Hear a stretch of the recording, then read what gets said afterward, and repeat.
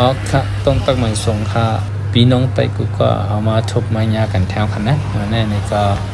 สลอมต่อมีคนห้องการกินชาปูในคำว่าเนี่ยหลังหรือการเรื่องงานก่อนมีอันข้าว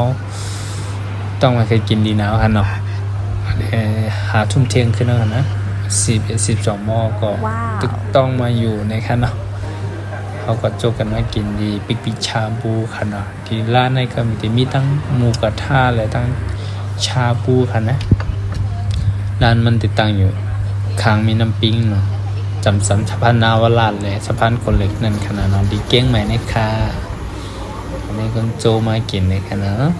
ต้องมาแค่กินก่อนร้อยมันเยอะนะครับแล้วก็เติมแม็กมันเข้าไปอย่างเต็มที่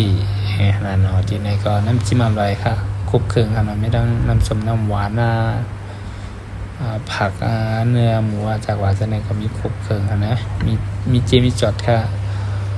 เอาค่ะงินจมูกก็จะติดตามและ follow ปั่นทั้งเพจเขาเลยทั้ง YouTube เขาค่ะเนาะ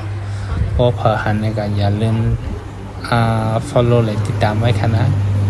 เข้าหน้าทับบ่ายก็มาทบปัญญากันแท่งค่ะเอาค่ะต้องตั้งหมายสูงค่ะ